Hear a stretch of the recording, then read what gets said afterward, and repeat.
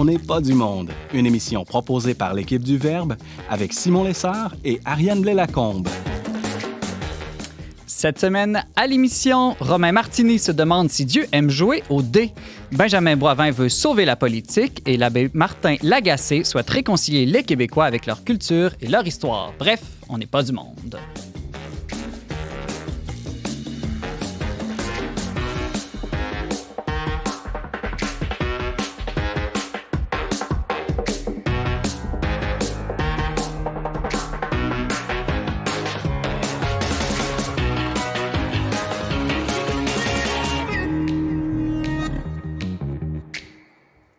Bonjour à tous, bienvenue à votre magazine Foi et Culture. Ici Simon Lessard en compagnie de ma co-animatrice Ariane Beauferré, en remplacement toujours d'Ariane Blais-Lacombe. Bonjour Ariane. Salut Simon. Alors déjà, une dernière émission de la saison, une dernière collaboration avec toi. Ça a passé très vite. Ça a passé extrêmement vite.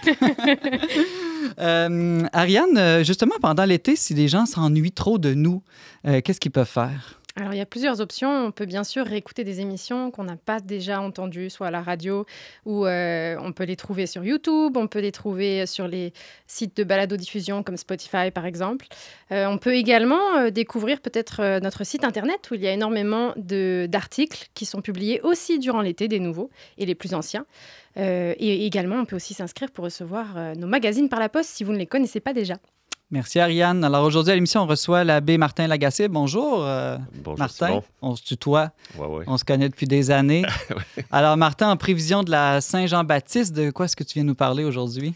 Alors, de la deuxième édition de Villégiature et Tradition. C'est une rencontre le jour de la fête nationale pour réconcilier la foi et la culture. Ah, ça va bien avec notre mission au Verbe. Exactement, parce que Jean-Paul II est venu il n'y a pas loin d'ici, à 500 mètres, et il a dit « N'acceptez pas le divorce entre la foi et la culture, n'acceptez pas que se creuse un fossé entre le passé et le présent. » Et malheureusement, le divorce a été un peu prononcé, donc on va essayer de reconstruire ce pont. Ça va être ça l'ambition. Alors, j'ai très hâte de t'entendre. Ce sera en toute fin d'émission. Benjamin Boivin, bonjour. Salut Simon. Alors, toi, tu veux sauver la politique. C'est ambitieux comme projet? Je viens plutôt vous colporter l'ambition d'autres qui veulent sauver la politique en faisant des conférences dans des petits villages. Ah, c'est comme ça qu'on sauve la politique, par des conférences. C'est exactement ce qu'on fait. Donc, on t'écoutera là-dessus. Entre autres, tu vas nous parler d'argent, sexe et pouvoir. Donc, je suis sûr que ça va être fascinant. Des sujets fort agréables. Et Romain Martini. Salut Simon. Alors, toi, tu t'intéresses aux jeux que font les dieux, c'est ça? Exactement. Est-ce qu'ils jouent au dé? Est-ce qu'ils prennent des dés à 6 faces, des dés à 12 faces, à 20 faces? Oui, aux cartes, tout ça. Là. Non, plus sérieusement, tu nous parles de questions entourant la physique, le hasard, la providence. Exactement. Comment essayer de concilier la mécanique quantique en tant que scientifique, je suis diplômé en chimie, j'ai dû étudier, à une époque où j'étais pas croyant d'ailleurs, avec Dieu qui est omniprésent, omniscient, omnipotent, enfin surtout omniscient. Donc est-ce que c'est conciliable avec tout le hasard, toutes les probabilités de la mécanique quantique? C'est ce qu'on va voir. Puis là, j'ai de la pression parce que je sens que je parle sous le contrôle de Père Martin. Il va me corriger si je dis une bêtise. On n'attend rien de moins. Merci, Romain. Ce sera en tout début d'émission. Ariane, qu'est-ce qu'on fête cette semaine? En tout cas, ceux qui nous voient à l'écran peuvent deviner. On a plein de petits drapeaux du Québec. Eh oui, la Saint-Jean-Baptiste, 24 juin. Alors, on la fête. On est déjà 6 mois après Noël. Donc, c'est au moment du solstice d'été. Noël, solstice d'hiver. Donc, la journée qui est la plus longue de l'année. Et j'avais une petite question à vous poser. Mais ça fait depuis combien de temps est-ce qu'en fait, on fête la Saint-Jean-Baptiste au Québec? Savez-vous? Fin 19e siècle, je crois. C'est Ludger Duvernay qui a été le fondateur de la Société Saint-Jean-Baptiste qui, au début du 20e siècle ou à la fin du 19e, a proposé d'instituer cette fête nationale. Excellent, oui, c'est en 1834. Non, moi, je suis pas d'accord. Je suis sûr que dès que le premier catholique est arrivé en terre d'Amérique, il a commencé à fêter la fête liturgique de Saint-Jean-Baptiste. Ça existait déjà, bien évidemment. On a fait des bûchers bien avant ça, le long du fleuve. Des bûchers festifs. Festifs. Personne n'était mis sur le bûcher. C'était des bûchers de la Saint-Jean qu'on appelait. Il y avait même des prêtres qui allaient les bénir le soir, le 23 juin. Mais il y a eu une époque aussi où ça commençait à être un peu moins populaire. Et c'est donc ce journaliste-là, Ludger Duvernay, en 1834, qui a voulu donner cette fête pour les Canadiens français. Pourquoi ? Parce que les Anglais, ils avaient la Saint-Georges, les Gallois, la Saint-David, les Écossais, la Saint-André, les Irlandais, la Saint-Patrick. Donc nous, les Canadiens français, on était un peu démunis. Et ils voulaient aussi rassembler dans un acte patriotique, on veut dire. Donc ça a été le début de banquets. Par la suite, il y a eu aussi des défilés de la Saint-Jean à partir de 1870. Et la fête est devenue un jour férié en 1925. Et savez-vous quand est-ce qu'elle est devenue la fête nationale officiellement ? Années 60, non, je sais pas. Presque. C'est en fait le gouvernement de René Lévesque en 1977. Et donc depuis, c'est fêté chaque année sur les plaines notamment. Et j'ai envie de vous poser une dernière question, c'est qui a fait de Saint-Jean-Baptiste le patron des Canadiens ? Savez-vous ? Ça, c'est pas facile. Mais je sens que le père Martin le sait. Un pape, c'est un pape.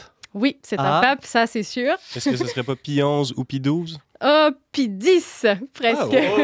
Avec bon nom, pas juste le bon chiffre. En 1908, il est devenu donc le patron des Canadiens français. Merci Ariane. Donc, on va fêter avec encore plus d'ardeur cette année la Saint-Jean-Baptiste et la fête nationale. Tout à fait. Merci. Alors, on y va tout de suite pour cette dernière émission de la saison. Vous avez un commentaire, une suggestion ou une question pour l'équipe d'On n'est pas du monde? Contactez-nous via les pages Facebook et YouTube du Verbe Média ou écrivez-nous directement à onpdm@le-verbe.com. Dieu peut-il tout prévoir ou serait-il lui aussi, tout comme nous, limité dans sa connaissance du monde? Cette question qui peut sembler farfelue à un croyant ne l'est pourtant pas pour certains scientifiques, pour qui le monde serait intrinsèquement mystérieux et donc imparfaitement connaissable et imprévisible. Romain Martini, enseignant en sciences au collégial, croit que même si Dieu joue parfois au dé, il n'est pourtant jamais surpris du résultat. Bonjour, Romain. Salut, Simon. C'est tellement bien dit. Ah oui, Wow. merci. Cette expression, Romain, que Dieu jouerait ou jouerait pas au dé, je crois qu'elle nous vient d'Einstein. Elle nous vient d'Einstein. Puis même avant de commencer avec cette expression, j'aimerais démystifier des choses sur Einstein parce que les croyants disent Einstein il était croyant, c'était un chrétien, d'autres disent c'était un juif parce qu'il était d'origine juive.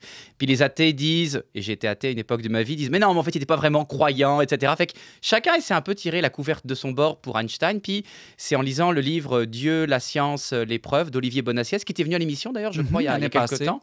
Livre que Père Martin m'a prêté, je le remercie encore, que j'ai vu qu'en fait, Einstein, il est un peu entre les deux. On va mettre un partout balle au centre, c'était un déiste. C'est-à-dire qu'il croyait en un Dieu grand horloger, grand architecte, grand créateur, mais qui ne se souciait pas de ses pauvres créatures. Donc, on va mettre Einstein au milieu, puis on ne va pas le tirer de notre bord, ni d'un côté, ni de l'autre.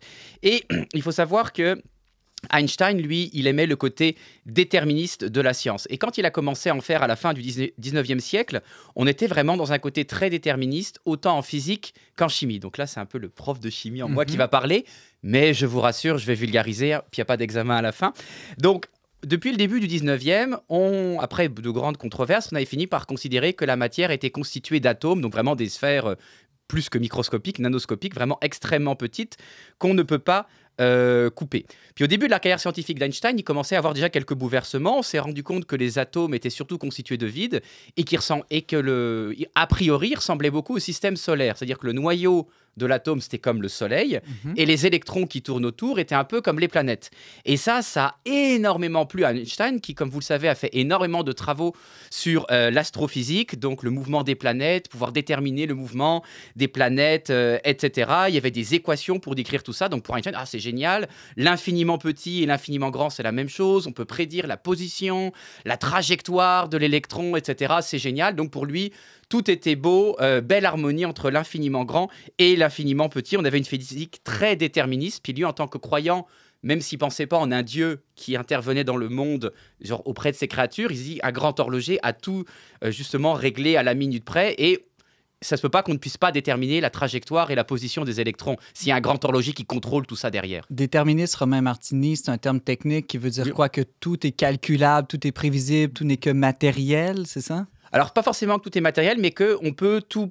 Disons, en tant que scientifique, à un moment donné, on pourrait presque, au niveau scientifique, pas au niveau évidemment spirituel, mais qu'au niveau scientifique, à partir d'observations, on pourrait prédire. D'ailleurs, c'est l'une des forces de la science, des sciences de la nature, c'est elles décrivent la nature, mais leur but, comme le but de la chimie, c'est d'écrire, puis moi j'insiste là-dessus auprès de mes étudiants, et prédire les transformations de la matière. Ça veut dire que sans faire l'expérience, on peut prédire ce qui va se passer. Mais évidemment, pour faire ces prédictions, il faut des lois qui sont elles-mêmes issues d'expérience. Donc quand je dis on peut tout prédire, ça ne veut pas dire qu'on peut tout prédire maintenant, mais qu'une fois qu'on a découvert un nouveau phénomène, qu'on l'a expliqué, on va pouvoir le prédire. Donc plus la science avance, plus on peut prédire de choses. Et à un moment donné, ça c'était un peu le fantasme de tous les physiciens, ils espéraient qu'à un moment donné, on aurait connu tout ce qui était connaissable et qu'on pourrait ultimement tout prédire au niveau scientifique. Si on avait une super intelligence ou un super ordinateur qui connaîtrait, disons, toutes les données, exactement, il pourrait connaître l'avenir, au fond. C'est un peu ça le fantasme. Quasiment, oui. Et là, Einstein, c'est pour ça qu'il disait que Dieu ne jouait pas au dé, dans le sens qu'il n'y a pas de place au hasard. C'est ça? Il l'a dit un petit peu plus tard, parce que pour l'instant, là, il n'y avait pas d'histoire de dé. Le problème, c'est que ce beau modèle atomique, avec un soleil au centre, ces électrons qui sont comme des planètes, il a pris beaucoup de plomb dans l'aile, parce que déjà, le problème qu'il y avait au début du XXe siècle, quand le modèle était à peine couché sur le papier, j'allais dire breveté, il n'a pas été breveté là évidemment, c'était le modèle de Rutherford, qu'on s'est rendu compte que les observations expérimentales concordaient pas avec ce modèle et que sur les lois de la physique, les électrons à un moment donné devraient perdre de l'énergie et s'écraser sur le noyau. Or, ils ne s'écrasaient pas sur le noyau. Donc là, il y avait comme un problème. Puis là, il y a un physicien allemand, Werner Heisenberg, vous n'êtes pas obligé de le dire avec l'accent, je parle allemand, j'aime bien le montrer. Lui, il a démontré qu'on ne pouvait pas connaître précisément à la fois la position et la vitesse d'un électron. Donc soit on sait sa vitesse, soit on sait, l'électron il va genre à 100 km/h dans cette direction, mais on ne sait pas où il est. C'est comme si je disais, ton auto elle roule à 100 km/h, mais je ne sais pas si elle est à Montréal, à Singapour ou à New York. C'est pas très intéressant. Ou à l'inverse, je sais que ton auto ou que toi, tu es à Montréal, Singapour ou New York, mais je ne sais pas du tout dans quelle direction tu vas ni à quelle vitesse, ce qui n'est pas très utile. J'explique un peu au niveau macroscopique ce que veut dire ce principe d'incertitude de Heisenberg. Et c'est pas lié, on peut se dire, ouais, mais c'est parce que les instruments, à l'époque, ils n'étaient pas précis, maintenant c'est mieux. Non, c'est vraiment une relation mathématique. On peut connaître très précisément la vitesse ou la position d'un électron, mais pas les deux. Comme j'ai mes étudiants, même la civilisation extraterrestre, supposons que ça existe, on est dans les suppositions la plus avancée au niveau technologique, elle pourrait pas non plus. Elle pourrait connaître précisément l'un ou l'autre, mais pas les deux. Donc là, déjà, ça commence à mettre du plomb dans l'aile dans le modèle très déterministe d'Einstein, parce qu'on ne peut pas connaître l'un ou l'autre, il faut choisir. Donc ce n'est pas par une incapacité, un manque de connaissance ou de puissance qu'on ne peut pas le déterminer.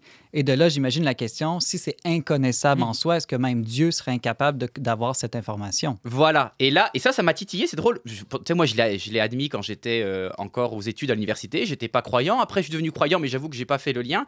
Puis c'est quand j'ai enseigné le cours de chimie générale la dernière fois, cet automne, j'étais devant les étudiants. Évidemment, je ne parle pas de ma foi aux étudiants, je me garde une petite gêne. Mais là, j'étais comme là, mais attends.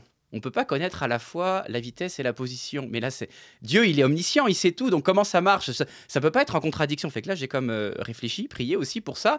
Puis là, j'ai trouvé la solution assez vite, probablement avec l'aide de l'Esprit Saint. Je me suis dit, l'équation mathématique, elle fait intervenir ce qu'on appelle des incertitudes. Des incertitudes reliées à un instrument de mesure. Pourquoi nous, les êtres humains, on a besoin de ces incertitudes? Parce qu'on n'a pas accès directement à la réalité. On l'observe, même avec nos yeux. En fait, c'est nos yeux qui décrivent, et d'ailleurs qui ont une vision partielle, on ne voit pas toutes les couleurs, de ce qu'on voit. Si je mesure, mettons, moi je ne connais pas la longueur de cette feuille. Il faut que je prenne une règle, que je la mesure, et j'aurai toujours une petite incertitude qui est négligeable à notre échelle, souvent. Je veux dire, si j'ai 1 millimètre d'incertitude, j'ai l'ordre de grandeur de ma feuille. Mais je ne la connais pas à 1000 décimales près, on va dire, la longueur de la feuille. Et toujours est-il que j'ai besoin de faire une mesure pour savoir cette longueur. Je ne la connais pas intrinsèquement. Donc nous, cette loi mathématique s'applique à nous, les êtres humains, parce qu'on ne connaît pas, de par nous-mêmes, on n'a pas la science infuse qui nous permet de savoir la vitesse ou la position de l'électron. Donc on fait une mesure avec une incertitude, et la loi de Heisenberg dit qu'il y en a une autre beaucoup plus grande sur l'autre donnée. Mais Dieu, lui, il n'a pas besoin de faire de mesures.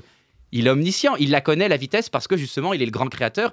Il connaît parfaitement la vitesse et la position. Donc en fait, la loi, le principe d'incertitude de Heisenberg ne peut pas s'appliquer à Dieu parce qu'il n'a pas besoin de recourir à un instrument de mesure pour savoir où est l'électron, parce qu'il sait tout. Fait que là... T'as pas perdu la foi. Voilà, j'ai pas perdu la foi. Non, je sais pas que ma foi était complètement en péril. Je serais allé voir un prêtre avant, je vous rassure, Père Martin. Mais voilà, c'est que cette loi, elle s'applique c'est une loi mathématique qui est très bien, mais... Finalement, toute la science qu'on décrit, c'est avec des lois mathématiques qui sont très belles, très utiles, humaines, mais toujours un petit peu imparfaites. Et on ne pourra jamais connaître tout ça complètement. Ce qui est bien pour l'humilité d'ailleurs, en passant. Mais là, Romain, je te repose ma question du début. Là. Oui. Si le monde possède en lui-même quelque chose d'imprévisible, en tout cas dans la matière, est-ce qu'on peut dire que Dieu joue ou pas au dé? C'est-à-dire que est-ce que vraiment le monde, au fond, est déterministe et on pourrait tout prévoir si on était Dieu? Ou non, il y a vraiment du hasard et puis une liberté où tout n'est pas prédéterminé d'avance? Alors, c'est une très belle question. Et là, on va pousser encore plus loin dans la mécanique quantique parce que Heisenberg, c'était seulement la première plaire. Après, il y a un scientifique français, Louis de Broglie, en plus, ça s'écrit de Broglie, je ne sais pas pourquoi, qui lui a proposé que l'électron, qu'on considérait comme un point, comme une particule, pouvait être plutôt considéré comme une onde. Donc ça, c'était une onde de choc à l'époque parce que vous passez d'un point à genre une vague. Donc c'est beaucoup plus vague. Et ça veut dire que l'électron peut être un peu partout. J'ai droit à 3 jeux de mots, j'en ai fait 2.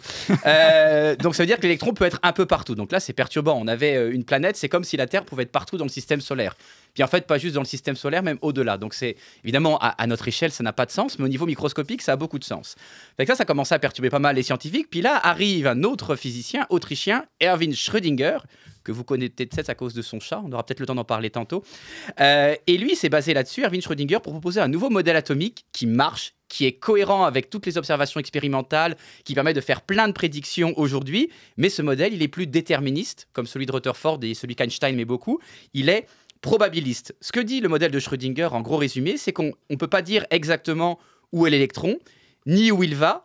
Puis, en fait, on peut seulement connaître la probabilité que l'électron soit dans une région de l'espace à un moment donné. Puis là, Einstein, sa première réaction, ça a été... il y en a eu 2. Il y a eu le fameux... Donc, il dit, il y a une histoire de hasard. Mais non, Dieu, il joue pas au dé. D'ailleurs, il a dit en allemand « Gott würfelt nicht ». Würfel, en allemand, si je traduis littéralement, c'est pas jouer au dé, c'est lancer le dé. Ce que je trouve encore mieux, parce que jouer, c'est une connotation un petit peu enfantine. C'est dire Dieu ne lance pas les dés. Et Einstein, pour se moquer, a dit en gros, c'est comme si j'étais dans la cathédrale de Munich, qui est une des plus grandes cathédrales d'Allemagne, que j'avais les yeux bandés, que j'avais un pistolet, qu'il y a une mouche dans la cathédrale, que je tirais au hasard avec mon pistolet et j'avais à peu près autant de chances de tomber sur la mouche que de tomber sur l'électron dans l'atome d'hydrogène. Puis il a probablement dit ça d'un ton assez fâché. Donc, pour Einstein, ça fonctionnait pas parce que ça veut dire qu'il y a une notion de hasard et le Dieu d'Einstein, il a beau être déiste, il considère en un Dieu que Dieu était un grand architecte, grand connaisseur, grand créateur, enfin pas juste grand connaisseur, omniscient. Donc, si Dieu sait tout, il peut pas y avoir une notion de hasard. C'est comme si Dieu pouvait pas savoir où va être l'électron même déjà, il pouvait pas savoir avec certitude où était l'électron maintenant, où allait être l'électron dans 30 secondes. Donc là, évidemment, c'est très très perturbant. Mais là, encore une fois, il faut se rappeler que nous, on ne sait pas où est l'électron à cause de nos modèles. Et de même, et là, on va rejoindre le fait que Dieu est hors du temps. On peut dire, nous, on ne sait pas ce qui va se passer, ce qu'on va faire. Mettons, je ne sais pas quand est-ce que je vais prendre mon verre à eau. Tiens, je le prends maintenant. Mais tu m'aurais demandé... Il y a 30 secondes, j'aurais pas su.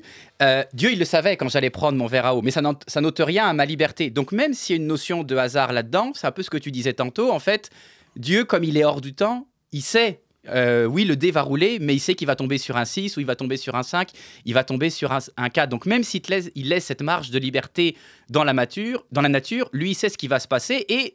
vu qu'il y a une marge de hasard, il peut aussi influencer le résultat du dé quand ça l'arrange. Donc des fois, je me demandais pourquoi on a un modèle aussi complexe, parce que ça, c'est une question qui a titillé beaucoup les scientifiques à l'époque. Pourquoi un modèle aussi... Oui, il marche, mais il y en a même qui disaient, mais taisez-vous et calculez, le modèle marche.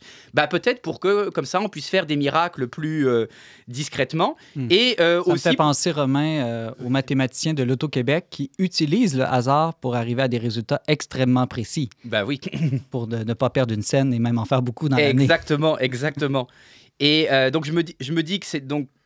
là, c'est vraiment une hypothèse, peut-être que Père Martin me corrigera. Donc, ce modèle quantique avec une probabilité permet de faire des miracles plus discrètement, parce qu'en mécanique quantique, il n'y a pas grand-chose d'impossible. Comme techniquement, c'est pas impossible que je passe à travers le mur. La probabilité est extrêmement faible, ça prendrait l'âge de l'univers pour y arriver. Retiens-toi jusqu'à la fin de l'émission, s'il te plaît. Exactement, mais c'est pas rigoureusement impossible. Puis je me dis aussi, c'est peut-être pour nous forcer à l'humilité, comme il y a cette dose de hasard et que nous, on ne sait pas, on pourrait jamais, avec nos modèles scientifiques, on ne peut pas savoir sur quelle face le dé va se tourner. Ça nous force à l'humilité parce qu'on ne peut pas atteindre notre fantasme de pleine connaissance, de pleine puissance. Même une civilisation extraterrestre extrêmement avancée ne pourrait pas l'atteindre. Donc c'est peut-être pour nous forcer à l'humilité, ce qui est une bonne chose pour nous, êtres humains. Je me demande si ça manifeste pas aussi mieux la liberté de Dieu. Aussi, oui. Et aussi, ça respecte la liberté des hommes, le fait que justement tout soit pas mécanique ou prévisible. dans la vie humaine. Romain Martini, il nous reste 1 minute. Finalement, là, ta foi dans tout ça. Ben, ma foi, finalement, elle a été un petit peu perturbée quand je me demandais, mais finalement, elle a été comme renforcée, justement. C'est un peu ce que tu disais par rapport à la liberté, c'est on a tendance, des fois, au début dans la foi, moi qui suis très scientifique, quand on commence à lire la Bible, est-ce que ça c'est réaliste scientifiquement, genre Moïse qui sépare les eaux? Je me souviens un coup, j'en discutais avec quelqu'un, bon ouais, si Dieu il met assez d'énergie de chaque côté, effectivement, on peut écarter les eaux. Il faut faire attention de ne pas tomber dans ce piège-là, parce qu'à ce moment-là, la résurrection, c'est impossible. Dieu est au-delà. Il a créé la science, il a créé le monde, donc il est au-delà de ça. Donc, faut pas étudier la Bible en se disant est-ce que ça c'est scientifiquement possible ou non. Ça c'est un piège dans lequel il faut faire attention de ne pas tomber. Dieu est comme au-dessus de la science. Je sais pas ce que vous en pensez, Père Martin. J'ai juste une idée qui me vient. J'ai lu ça chez un théologien qui disait, au fond, le rapport de Dieu avec la création est un rapport paternel ou filial, c'est-à-dire que un père engendre son enfant, il va l'éduquer, donc il va l'engendrer d'une certaine manière pour qu'il ait un âge adulte. Et il va avoir donc une relation libre avec celui qui l'a engendré, donc qui est quand même déterminé. Il va lui transmettre des choses.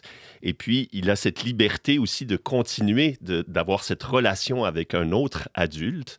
Et je me dis, c'est une belle analogie de ce qui est... Oui, c'est Dieu qui nous a engendrés. Il nous a fait à son image, sa ressemblance. Il veut nous amener à une autonomie. Et il se garde la liberté aussi de continuer d'influencer dans notre vie, mais entre deux libertés. Alors, ça répond peut-être pas aux questions cosmologiques. Plus pour la relation avec les êtres libres, les êtres humains. Oui, c'est ça. Ouais. Merci beaucoup. Alors, Romain Martini, enseignant en chimie au collégial, merci beaucoup et bonne chance dans ta vie et dans cet univers. Je pense qu'on en a tous besoin à t'écouter parler. Ben, merci beaucoup. C'est avec beaucoup d'émotion que je vous dis au revoir parce que c'est ma dernière chronique de la saison. Et bon, comme ça va être diffusé le 19 juin, j'aurai le temps d'en parler à tout le monde à l'église, mais je ne serai pas des vôtres l'année prochaine parce que je pars pour un projet. Père Martin est au courant, en Irlande. Je vais prendre une année sabbatique, on pourrait dire, pour... Je sens que tu vas revenir avec 12 chroniques sur l'Irlande. Exactement, sur l'Irlande. Alors, si tu as besoin de chronique d'un reporter sur le terrain pour l'Irlande, on pourra en jaser. Ça me fera plaisir. Alors, bon voyage, Romain. Merci de continuer à contribuer. Merci.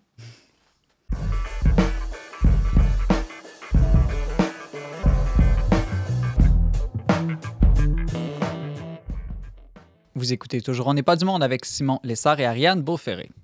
Argent, sexe et pouvoir semblent dominer notre monde quand il se détourne de Dieu. Comment sauver chrétiennement notre rapport collectif à ces 3 grands besoins et grandes tentations de l'humanité? Benjamin Boivin s'est posé la question dernièrement en participant à un colloque du groupe américain New Polity. Bonjour Benjamin. Salut Simon. Alors c'est qui ça, ce groupe New Polity et c'est quoi leur but dans la vie? New Polity, à la base, là, c'est une revue là, qui a été fondée, je crois, en 2020. Les gens qui travaillent dans cette revue-là vivent à Steubenville, qui est une ville... américaine qui a fait un peu sensation dans les dernières années. Il y a beaucoup de catholiques connus et moins connus qui se sont installés là-bas. C'est vraiment une ville de ce qu'on appelle le Rust Belt, là, dans le Midwest, qui a connu des années très difficiles et qui connaît une renaissance, disons, urbaine, sociale, collective à travers des éléments de la foi. Et New Polity, c'est vraiment un think tank, si on veut, là, un organisme qui vise à promouvoir une pensée critique du libéralisme, une pensée post-libérale, et en particulier qui s'intéresse à des questions relatives à la politique, au genre et puis aux finances personnelles notamment. Donc c'est très actuel. Le titre de la conférence à laquelle tu as participé, qui durait environ 3 jours, c'était « Sauver la politique, argent, sexe et pouvoir ». Pourquoi ou de quoi la politique aurait-elle besoin d'être sauvée? D'abord, on pourrait dire que la politique a besoin d'être sauvée d'une erreur, et cette erreur-là, c'est que la politique ne peut pas être sauvée. Donc, je m'explique. Oula! On pense souvent à l'expérience du salut comme une chose qu'on vit individuellement. Donc, une chose que chaque personne vit individuellement. Là, si je fais les bonnes choses, je m'abstiens de faire les mauvaises, je fréquente les sacrements, j'ai une bonne relation avec Dieu, je vais être sauvé du péché. Et puis, ça, c'est très bon. C'est pas vrai, ça? Et c'est tout à fait vrai. OK. Mais la personne humaine, c'est un être naturellement social, un être naturellement politique, là, pour emprunter les mots d'Aristote, que d'ailleurs saint Thomas d'Aquin a repris. Et donc, l'expérience politique, elle est pas, c'est pas quelque chose qui est extrinsèque à l'homme, c'est pas quelque chose qui est extérieur à l'homme, c'est quelque chose qui est intérieur à l'homme. C'est une caractéristique fondamentalement humaine que de vivre dans un monde social, que de dépendre de relations sociales. Et évidemment, la manière la plus naturelle ou la plus spontanée dont on peut comprendre ce fait-là, c'est à travers la famille. Mais c'est également vrai de la communauté plus large, qui réunit plusieurs familles, de la ville et puis en fait d'échelons de responsabilité et d'intégration beaucoup plus élevés. Et donc, cette idée-là que finalement, la vie politique, la vie collective, les questions relatives à l'autorité, au pouvoir, seraient complètement séparées ou distinctes de la vie spirituelle. C'est je crois, l'a priori que la plupart des gens ont aujourd'hui à l'égard de la politique lorsqu'ils pensent. On va dire la foi, c'est quelque chose dans le privé, c'est ça? Oui, c'est ça. Et même beaucoup de catholiques croient que finalement, la politique, il n'y a rien à faire avec ça. Il ne faut pas perdre notre temps à se questionner là-dessus, à penser à ça, à porter attention. La politique, c'est un domaine finalement qui est étranger à la foi et qui lui est même souvent très hostile. Et c'est pas parce que c'est l'expérience subjective qu'on a que c'est fondamentalement vrai. Et donc, l'idée des gens de New Polity, là, et puis de ce colloque-là, c'est de faire la démonstration que la politique, la vie collective, elle a besoin d'être vécue de manière chrétienne de façon fondamentale et, j'oserais dire, de façon assez radicale.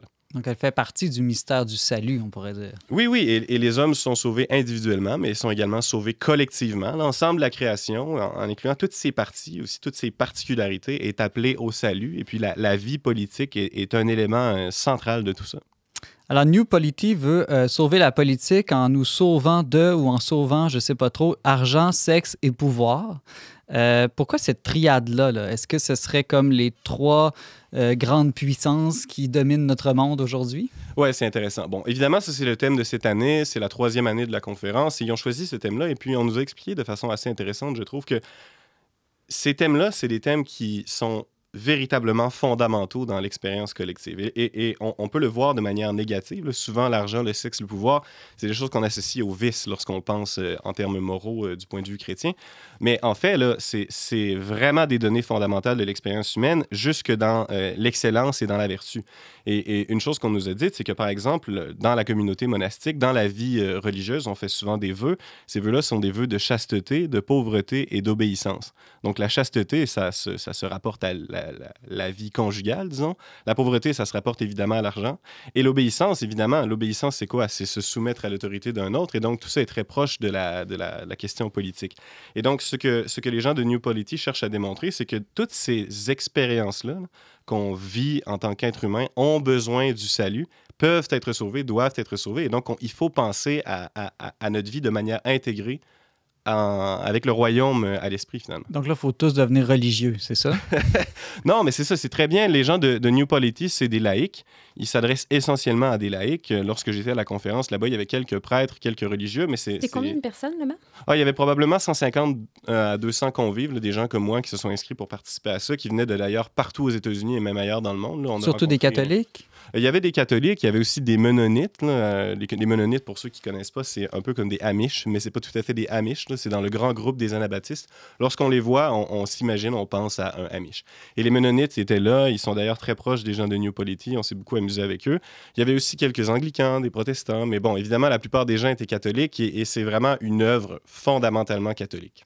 Alors, j'aimerais ça qu'on les passe en rafale, là, argent, sexe et pouvoir. Commençons par l'argent. Donc, entre l'adoration ou la démonisation de l'argent, comment est-ce qu'on peut réformer chrétiennement notre rapport collectif à l'argent? Est-ce qu'il faut rejeter le capitalisme et revenir au communisme?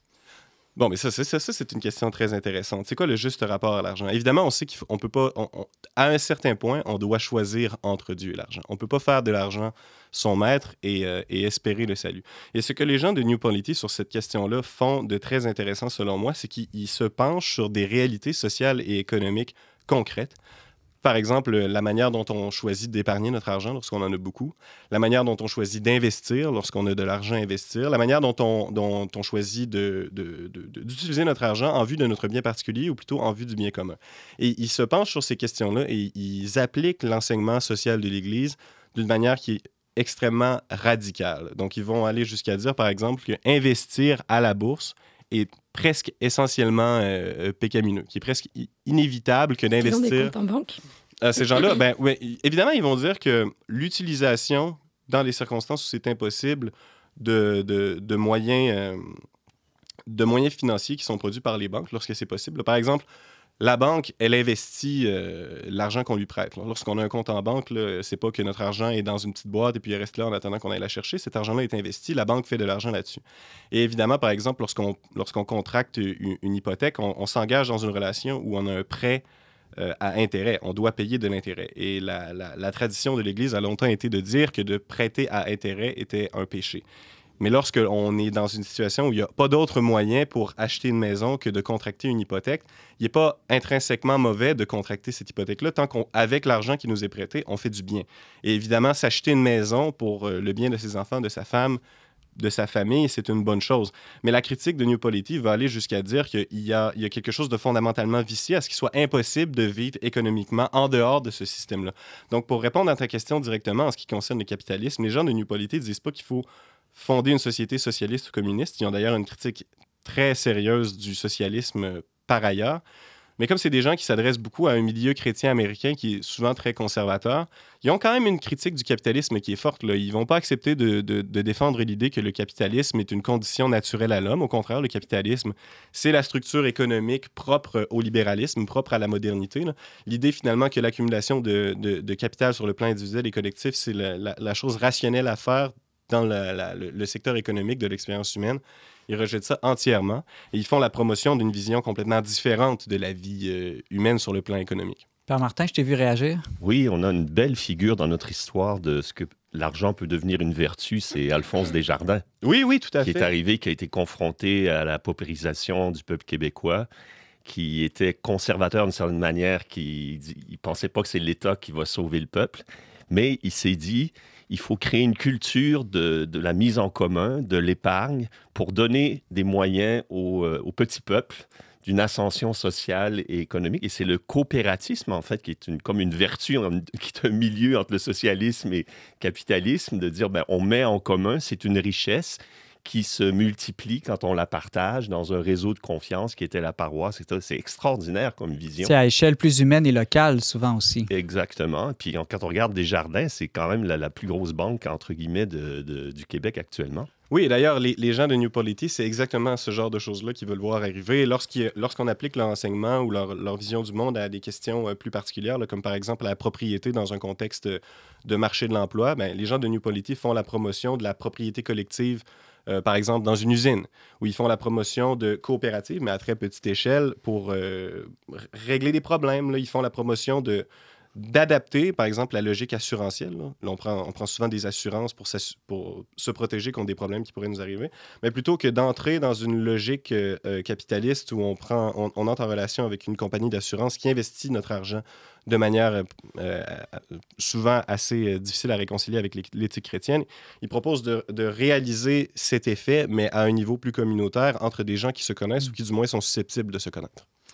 J'aimerais qu'on passe au sexe. Sauver le sexe, qu'est-ce que ça peut bien vouloir dire? Faire plus d'enfants ou affirmer qu'il y a juste deux genres traditionnels en opposition à l'idéologie actuelle des genres pluriels et fluides, par exemple? Bon, ça, c'est tout un autre aspect du travail qui a été fait par New Polity dans les dernières années, là. Évidemment, il y a une idéologie ou une manière de penser qu'on appelle la théorie de genre, l'idéologie de genre, que les gens de New Polity cherchent à combattre dans une certaine mesure.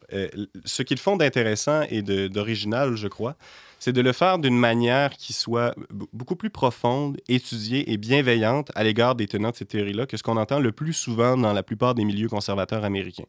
Et on va par exemple discuter de la différence sexuelle entre les hommes et les femmes en rejetant cette idée qu'il n'y a absolument rien d'autre à comprendre de tout ça, qu'un homme, c'est un être humain avec certaines caractéristiques biologiques et une femme, c'est un être humain avec certaines autres caractéristiques biologiques.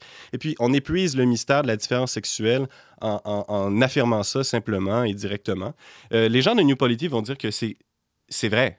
Ce n'est pas faux de dire que l'homme est tel, la femme est telle, les deux ne peuvent pas être confondus.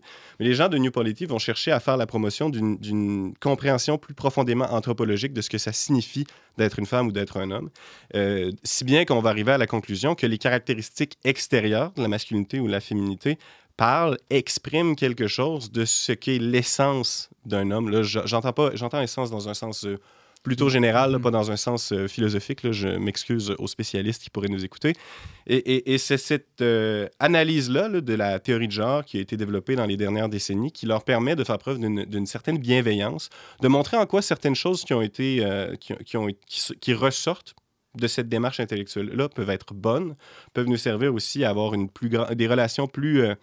disons, plus profonde, plus ouverte au mystère de la masculinité et de la féminité, et aussi un discours qui est probablement plus de nature à convaincre des gens qui ne sont pas déjà acquis à l'avance à un régime de la théorie de genre.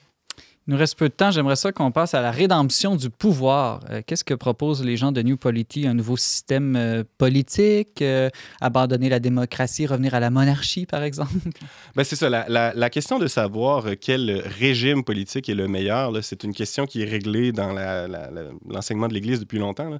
Il n'est pas nécessairement évident que la monarchie, la démocratie, la république soient de soi meilleurs. Les différents régimes qui sont orientés en vue du bien commun peuvent tous fonctionner et servir le bien des hommes et donc être compatibles avec l'enseignement de l'Église. Ce contre quoi les gens de New Polity en ont beaucoup, c'est la compréhension moderne que nous avons de l'État. Donc, cette idée-là que finalement, l'État central. Donc, par exemple, si on pense aux États-Unis, parce que c'est ça qui est leur expérience, qu'il n'y a rien au-dessus de l'État et il n'y a comme rien en dessous. C'est cette expérience qu'on a de la politique. Et si on entre un peu dans le rapport qu'on a à l'État du Québec, je pense qu'on peut le voir aussi, où finalement, on est tous des individus qui entrent dans une relation contractuelle avec l'État pour s'assurer une certaine protection et qui répondent à l'État de manière isolée. Donc, les gens de New Polity font la promotion du principe de subsidiarité, là, qui est fondamentalement ancré dans l'enseignement de l'Église, qui est probablement le principe le plus déterminant de la doctrine sociale de l'Église, suivant lequel il est naturel pour nous d'être dans des relations sociales à divers niveaux de responsabilité et que dans ces divers niveaux de responsabilité, nos responsabilités, on doit les prendre très au sérieux. Donc, le père dans une famille, par exemple, ou le maire dans une ville, ou le gouverneur dans un État, il a la pleine responsabilité de la communauté et il n'est pas disons finalement, il ne représente pas il n'est pas un dispensaire de l'autorité de l'État central. L'État n'est pas souverain, l'État n'est pas absolu, et ces divers niveaux de responsabilité-là ont une importance qui est de plus en plus grande à la mesure qu'ils se rapprochent de la personne plutôt que l'inverse. Parce que la subsidiarité, c'est de reprendre les choses à l'envers. On a l'impression qu'on nous délègue d'en haut des responsabilités du pouvoir, mais c'est exactement l'inverse. Ben oui, c'est ça, exactement. C'est le niveau du bas. Par exemple, l'école, c'est les parents qui délèguent à l'école leurs responsabilités éducatives. Et pas l'inverse. Ouais, ou la ville qui demande au pays de prendre en charge des choses qu'elle n'est pas capable d'assumer, comme la défense, par exemple. Voilà, c'est ça. Mais pour comprendre, disons, l'intérêt ou la particularité de ce que les gens de New Polity font, c'est qu'eux s'adressent à des gens qui, dans un contexte américain où il y a un christianisme relativement fort malgré tout, puis un milieu conservateur qui est souvent le réceptacle de la population chrétienne, on s'imagine que faire de la politique chrétienne, c'est de prendre le moule de l'État, le moule de la modernité politique, puis qu'au lieu de mettre des politiques progressistes, des politiques de gauche ou la théorie de genre ou je ne sais quoi dans le moule, ce qu'il faut mettre, c'est des idées chrétiennes. Et puis, à partir du moule de la vie politique moderne, là, opposé au principe de subsidiarité, on peut arriver à une politique chrétienne avec des idées chrétiennes. Or, la manière de vivre la politique chrétiennement, c'est de rompre avec cette idée-là de la politique, où toute autorité nous vient d'en haut et on est comme chacun des dispensaires de l'autorité que l'État veut bien nous donner, et de repenser notre expérience collective à partir des enseignements de l'Église. Oui, puis c'est l'importance des corps intermédiaires. Ouais, c'est un thème fondamental parce que à cause de l'omniprésence, l'omnipotence de l'État, justement, on est dans un rapport d'individu à l'État qui écrase finalement.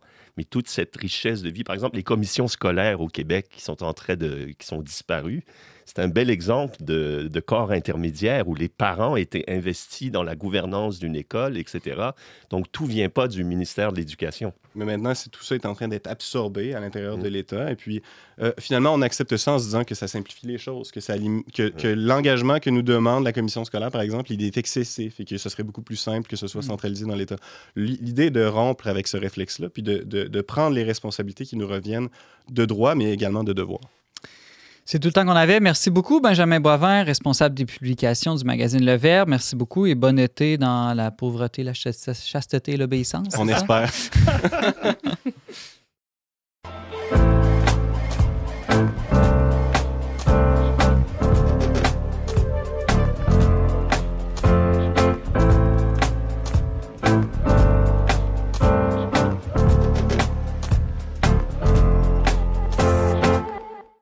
Comment renouer avec notre riche patrimoine culturel et cultuel québécois et contribuer à une transmission et guérison de notre mémoire collective? Pour y arriver, le père Martin Lagacé a lancé le projet Villégiature et Tradition en lien avec la municipalité et la paroisse de Saint-Michel de Bellechasse. Une initiative qui propose entre autres cette année de célébrer autrement la Saint-Jean. Père Martin, bonjour et merci d'avoir accepté l'invitation. Merci à vous. Alors, ça vient d'où cette inspiration du projet Villégiature et Tradition, et entre autres de fêter différemment la Saint-Jean-Baptiste? Mais ça procède d'abord de la vision de la guérison de la mémoire. C'est-à-dire qu'au Québec, on a comme une fracture mémorielle. Il y a eu à un moment donné une génération qui a cassé avec l'héritage. Et puis, du coup, ça ne s'est pas transmis. Et on est finalement un peu un monde hors sol aujourd'hui. Et les Québécois ne savent plus trop d'où ils viennent, puis où ils vont aussi, où ils vont. Et alors ça, c'est un premier constat. Comment guérir cette mémoire? Bon, on peut avoir un grand combat intellectuel, idéologique. Est-ce que le passé était positif ou pas? Était-il vraiment obscur? Mais sinon, ce que j'observe, moi, dans ma paroisse, c'est qu'on a un tas de nouvelles familles, des jeunes convertis qui se marient entre eux, tout ça, puis ils s'aperçoivent qu'ils n'ont pas grand-chose à transmettre à leurs enfants au niveau de l'histoire du patrimoine parce qu'ils n'ont rien reçu. Donc, comment reconstruire ce pont, enfin, qui a été un peu détruit? C'est ça le concept de villégiature tradition.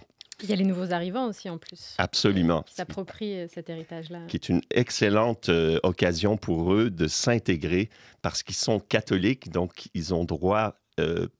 étant fils de Dieu, ils sont héritiers de tout ce patrimoine. Pourquoi, Père Martin, est-ce que c'est important de guérir notre mémoire ou de corriger cette cassure historique dans la transmission de la culture québécoise? Qu'est-ce que ça fait si on fait juste regarder l'ancien temps comme une grande noirceur, par exemple? Il y a un grand sociologue, Fernand Dumont, qui parlait de l'avenir de la mémoire. C'est-à-dire que comment est-ce qu'on peut aller vers l'avant si on ne sait pas d'où on vient? C'est une évidence que tout le monde sait, mais on la nie ici au Québec depuis 50 ans parce qu'on a pensé que se moderniser, c'est rompre avec le passé. Ça, c'est l'idée moderniste. C'est pas l'idée moderne. Moderne, c'est qu'on avance, on garde ce qui vient du passé qui est toujours opérant, on intègre les apports nouveaux et c'est cette synthèse qui est la modernisation. Mais le modernisme, c'est dire plus on va se délester du passé, plus on va être génial, on va être brillant. Avant, c'était la grande ténèbre. Aujourd'hui, c'est la puissante lumière. Mais on s'aperçoit qu'en fait, il y a un appauvrissement terrible du fait de cette rupture avec nos origines. Mais c'est l'enjeu, c'est l'avenir.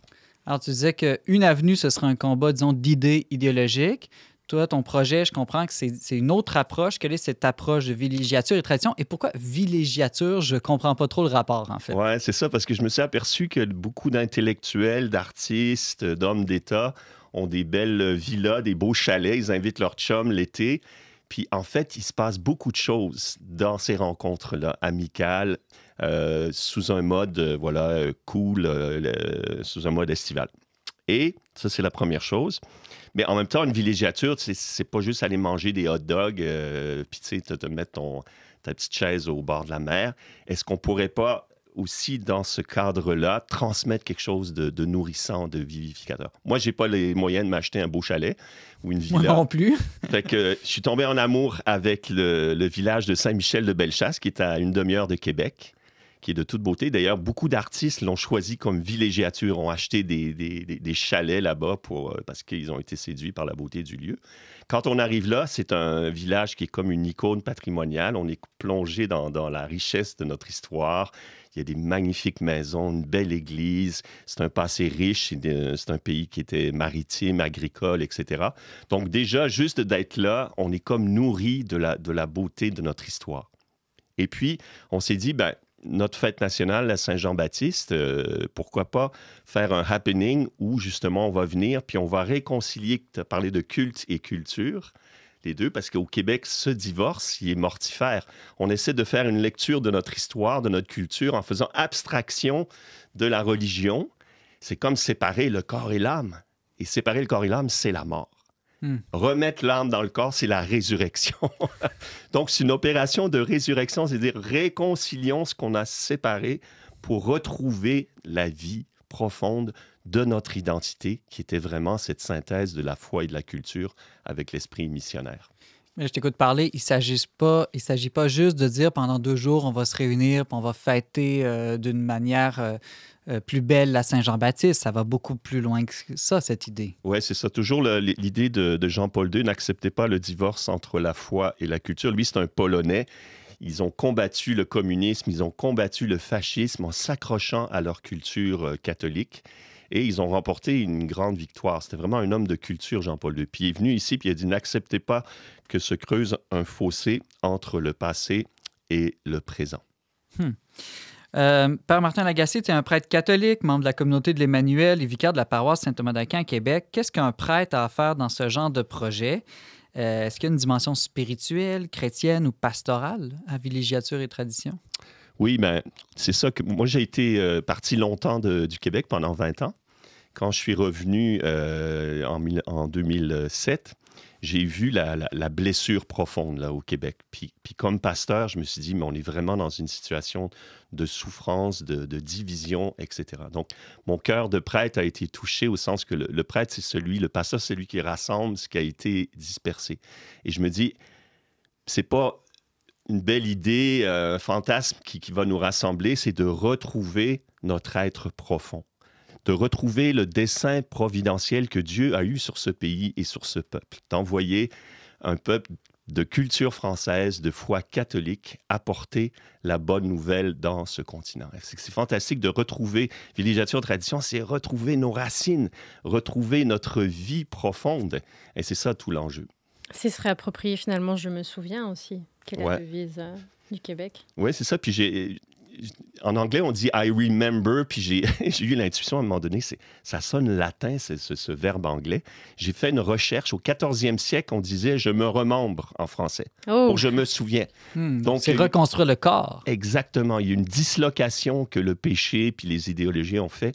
Remembrer, c'est ressusciter, comme dans la vision d'Ézéchiel. Est-ce que c'est pas une manière aussi de se réconcilier, je dirais, avec la nature du Québec, d'aller comme ça en villégiature sur le bord du fleuve, c'est retrouver nos paysages, retrouver ce qui fait l'identité québécoise qui est liée à son territoire aussi.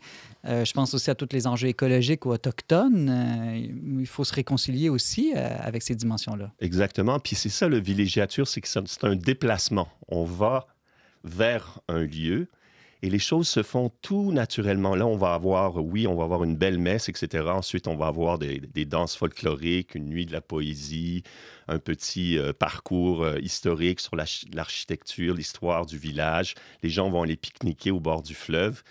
C'est comme naturel. C'est un beat, le fun. Puis en même temps, on se nourrit, puis on ressuscite. La très grande majorité des Québécois aujourd'hui ne pratiquent plus du tout la foi. Tu nous as donné quelques exemples de ce que vous voulez faire dans ce projet, mais comment est-ce qu'un tel projet peut rejoindre tout le monde, c'est-à-dire à la fois ceux qui sont à l'intérieur ou à l'extérieur ou très, très loin de l'Église? L'année dernière, on faisait, puis on va le faire encore cette année, on a fait les danses folkloriques sur le parvis de l'Église, qui est un peu la place centrale du village. Puis un paquet de gens de Saint-Michel-de-Bellechasse, qui n'étaient pas du tout dans le coup, sont venus danser avec nous. Puis je trouvais ça beau symboliquement. On a dansé sur le parvis de l'Église. Donc, la culture, vraiment, comme un parvis vers la foi. Puis on s'est fait des amis, puis ça a fait passer le courant. Puis voilà, les choses se font comme ça, culture et foi. L'an passé aussi, j'ai participé autour du 15 août à une procession dans les rues de ce village qui était très belle. Et ce qui m'a frappé, c'est que presque tous les citoyens qui étaient sur leur maison le long de la procession avaient décidé de décorer leur maison presque en l'honneur de Jésus qui allait passer devant chez eux. Et je me doute que c'est pas tous du monde qui allait à la messe le dimanche, pourtant. Exactement. J'ai parlé à une hôtelière qui habite Saint-Michel-de-Bellechasse il y a 20 ans. Quand elle est arrivée, elle ne savait pas, le 15 août, ses enfants viennent voir et disent « Hey, maman, il y a une parade! » Fait que là, ils sortent, puis ils regardent la parade, mais en fait, c'est la procession de l'Assomption, procession de lumière. Puis ils ont été emballés, et maintenant, c'est pas des croyants pratiquants, mais pour eux, c'est religieux. Ils participent à la procession de lumière. Donc, on voit bien là, l'articulation que la culture est une chance d'évangélisation. Pourquoi est-ce que, selon toi, Père Martin, les nouvelles générations ont soif de renouer avec leur culture, avec les traditions québécoises? On pourrait dire, ben non, on est dans une ère de mondialisation et de technologie, donc toutes ces choses du passé, ça n'a plus d'intérêt. Oui, ben, je pense que c'est naturel. C'est naturel. On a besoin de racines, on a besoin de savoir d'où on vient, où on va. Particulièrement quand on se convertit, on vit une guérison de la mémoire, en fait. Parce que on s'aperçoit qu'on vient d'une civilisation. Moi, quand je me suis converti, je me dis, je vais aller à Rome, je vais aller à Jérusalem, je vais aller à Athènes. Tout ça, ça m'appartient. Mais avant, quand je vivais dans le monde moderniste, je me disais, mais tout ça, faut que je me libère de ça parce que je veux me mettre à jour avec la modernité. Vous voyez, c'est ça. Là. Et je pense que les chrétiens, les jeunes qui découvrent la foi, c'est ça, c'est une grande chance de se réapproprier cet immense héritage. En terminant, donc, ceux qui aimeraient participer ou s'engager dans ce projet, qu'est-ce que vous leur proposez plus concrètement cette année? Alors, il y a deux tickets, si on peut dire, là, deux propositions. Une proposition pour les jeunes qui est une fin de semaine clé en main. Ils arrivent le 23 au soir. Ils vont pouvoir camper chez les Sœurs de Jésus-Marie à Saint-Michel de Bellechasse. La nourriture va être arrangée, tout ça. Puis le 23, il y a le feu de joie, il y a les chansonniers, les danses, etc. Le 24, il y a la louange, la messe. Là, c'est le ticket famille, c'est-à-dire qu'ils viennent pour la journée, ils arrivent avec leur pique-nique. Et puis, il y a un parcours pour les enfants dans l'après-midi, puis ils peuvent rester s'ils veulent le soir. Mais les jeunes, eux, ça finit le lendemain, le 25. Donc, ils peuvent rester. Le samedi soir, il y a encore des danses, il y a une nuit de la poésie. Le dimanche, louange et messe, et ça se termine donc le 25 à midi. Donc, 2 tickets. Ticket week-end clé en main pour les jeunes de 16 à 35 ans, puis la journée familiale, la journée du 24. Merci. Ariane, Benjamin, vous, la Saint-Jean-Baptiste, est-ce que vous fêtez ça en grand? J'ai déjà participé en fait l'année dernière à Villégiature et Tradition. C'était un beau moment. Il y avait même, je pense, il y avait les pompiers qui avaient ouvert leur caserne. Donc les gens du village participent aussi. Et donc c'est ça qui est beau aussi. C'est pas juste une activité par des cathos de Québec qui débarquent dans un village. Là. Donc ça, j'ai trouvé ça beau. Et sinon, on souligne toujours, au moins par une petite fête familiale, oui, cette fête particulière pour le Québec, c'est sûr. Vous êtes vraiment bien inculturé, même si tu as des origines françaises. On essaye de s'approprier. Ça prend du temps. Toi, Benjamin, j'imagine que tu es genre à mettre un gros drapeau du Québec sur ton balcon. Ah, je voudrais te dire oui, mais mon expérience de la Saint-Jean-Baptiste, en tout cas pour une bonne partie de ma vie, ça a été vraiment une expérience divorcée de la mémoire. Là. Vraiment, l'expérience de la Saint-Jean-Baptiste, des jeunes qui vont faire la fête sur les plaines d'Abraham. Et puis là, je me suis converti, il y a eu le COVID, j'ai habité à l'étranger. Et puis là, je suis ici désireux de me réconcilier avec ma mémoire. Peut-être que vous me verrez dans le coin. J'espère bien. En tout cas, moi, j'y serai. Merci beaucoup, Abbé Martin Lagacé, initiateur du projet Villégiature et Tradition à Saint-Michel de Bellechasse. Merci beaucoup et bonne fête de la Saint-Jean. Merci.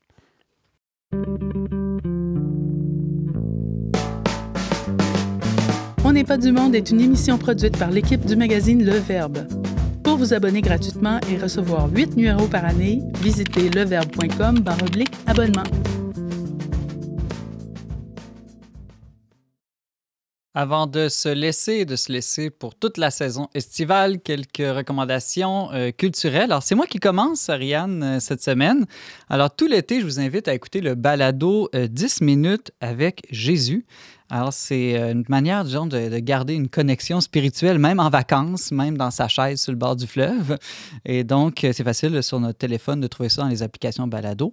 Donc, 10 minutes avec Jésus, c'est des prêtres de différents pays francophones. Il y en a un au Québec, c'est l'abbé Denis Saint-Maurice. Et puis, c'est des petites méditations basées sur la parole de Dieu où le prêtre souvent dialogue avec Jésus. Donc, ça nous apprend aussi, je dirais, à prier et à méditer. Ils partent souvent aussi de petits faits pratiques de la vie quotidienne, de la vie laïque. Donc, c'est assez incarné et concret. Donc, je trouve que c'est une bonne manière de ne pas oublier Jésus en vacances cet été. Bonne idée, merci Simon. Et toi, Ariane, je vois que tu as une grosse brique, là. On va avoir tout l'été pour lire ça, c'est ça? Une brique passionnante. C'est les 4 saisons dans la vallée du Saint-Laurent, écrit par l'historien Jean Provencher. Il y a déjà eu une première édition en 4 volumes, c'est pour ça que c'est très gros ici, c'est rassemblé, dans les années 80, donc c'est une réédition. Et donc Jean Provencher, il nous invite à voyager en fait dans la vallée, mais auprès finalement des gens simples, en fait, des fermiers, des artisans, les prêtres de campagne, et à quoi ressemblaient les fêtes, à quoi ressemblait la vie au 19e siècle finalement, et même un peu avant. Donc ça permet de se réapproprier finalement tout cet héritage du Québec dans la vallée du Saint-Laurent. Comment est-ce qu'on vivait avant? Ça peut être une bonne idée aussi pour célébrer la Saint-Jean-Baptiste. Il y a beaucoup d'illustrations, d'aquarelles. C'est un beau livre en fait. Merci Ariane. Père Martin, je vais te surprendre, mais je crois que toi aussi tu as un balado ces temps-ci sur la parole de Dieu, non? Oui, qui s'appelle « Aujourd'hui sa parole ». Parce que là, en ce moment, on fait la lecture, la Lectio Divina des Actes des Apôtres en phase avec le temps pascal de l'Église. Donc voilà, aujourd'hui, sa parole. Et aussi Lumière de la joie, qui est votre vitamine D, vitamine Dieu. Ça, c'est un balado de plus de louanges, c'est Oui, ça? absolument, qui dure une quinzaine de minutes. On a les chants de louange, on invoque l'Esprit Saint, on écoute la parole de Dieu ensemble. C'est de la louange live, mais qu'on peut avoir en podcast. Super, donc on aura tout l'été pour découvrir ces balados et comme à l'habitude, on les mettra en lien sur nos pages Facebook et YouTube. Merci beaucoup à tous d'avoir été avec nous cette semaine et cette saison. Vous pouvez réécouter tout l'été cette émission et toutes les autres en format balado ou vidéo en tout temps sur Facebook et YouTube. Pour tous les détails, visitez leverbe.com/radio. Je remercie Ariane Beauferré à la co-animation, Marc-Antoine Baudette à la technique. On se retrouve l'automne prochain dans un nouveau studio pour une nouvelle saison et une nouvelle mouture d'On n'est pas du monde. Joyeux Saint-Jean-Baptiste. Bonne Saint-Jean! Saint-Jean.